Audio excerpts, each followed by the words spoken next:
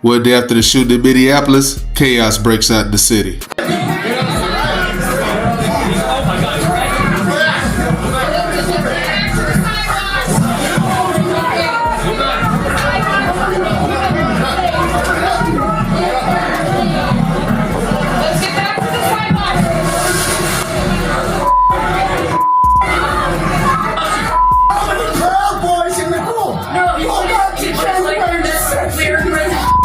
An anti-ICE agitator gets shot, and Minnesota does what Minnesota do.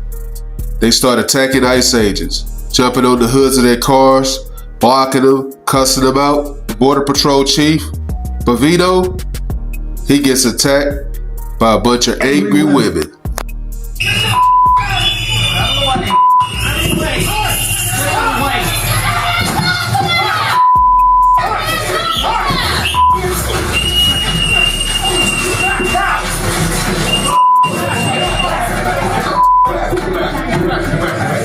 Don't worry, those ladies were okay. But Minnesota is now invoking the F word. Floyd. We have the right to shut these streets down. Again. Make the city pay. Again. And again. At the time about losing Marvin George Floyd died, we as the people can cause them to lose more money now. Last time Black Lives Matter took over Minneapolis, the city damn near got burned down to the ground. And the Governor Walz, he still hasn't learned his lesson. He wants ICE agents to leave so Somalis could keep robbing the people. Please, whatever it is, leave Minnesota alone. And this relentless assault on Minnesota, for whatever reason, is just cruel now. It has reached cruelness. So please, just give us a break. And if it's me, you're already getting what you want. But leave my people alone. Leave our state alone. Governor Walz wants ICE agents to leave the city while they continue to commit fraud. MS-13 gang members run wild, drug dealers also. But Tom Homan, he's not let down. He's bringing in more ICE agents. They're coming towards us right now. Stay up. You're good. So they're pushing folks back right now.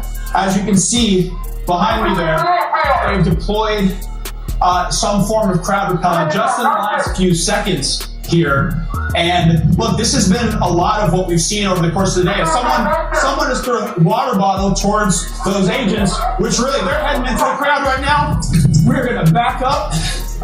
They are moving, truly sprinting into the crowd, and they are tackling folks. And Mayor Fry says the city is being infiltrated by terrorists. The act by the victim was some sort of domestic terrorism. That, and I'll say it again, is bull. That is bull. The way they've been conducting themselves is also bull. They are claiming it's about enforcing the law, and it's not. What they are doing is terrorizing communities. So arresting MS-13 gang members is an act of terror. If you don't like the laws, change them by going to the polls and voting. But you don't go out to the streets and attack ICE agents by ramming into them with your vehicles, just so you can feel you can get a talking point in your party. ICE agents, they aren't terrorists. They're American citizens. But Democrats want ICE agents abolished. We would love to see that escalated and see ICE be abolished altogether because they are the imminent threat to the safety of civilians, not just here in Minneapolis and Minnesota, but all across the country. 20 million people flooded into the country illegally, that's not a threat. Drug dealers, MS-13 gang members, people getting illegal CDLs and running into Americans, nah, that's not a threat. But Kristi Noem, she ain't going for it. They will be there enforcing the laws of this country and upholding the public safety needs that have to happen when it comes to enforcing federal law. We've got thousands of officers there, and I'm not opposed to sending more if necessary to keep people safe. But Governor Walz, he thinks this is a civil war and that ICE agents drew first blood. Take a listen. When things looked really bleak, it was Minnesota's first that held that line for the nation. on that July 3rd, 1863. And I think now we may be in that moment. Governor Walz, this is not a civil war. Can you please calm down?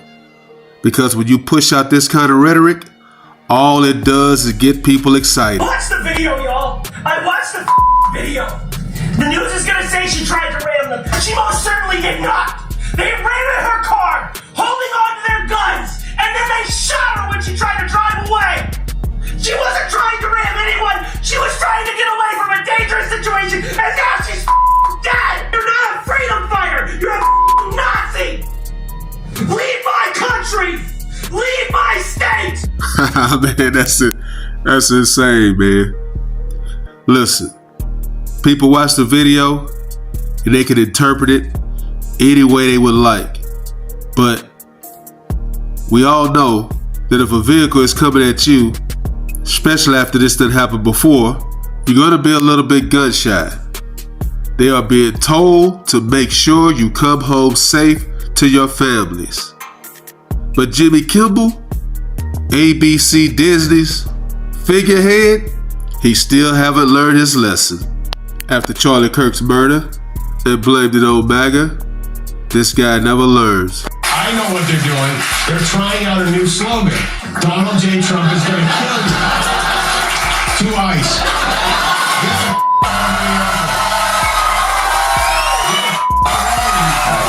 Man, this guy just doesn't get it. He's on TV saying Donald Trump is going to kill you. And for ICE agents to get the F out of Minnesota.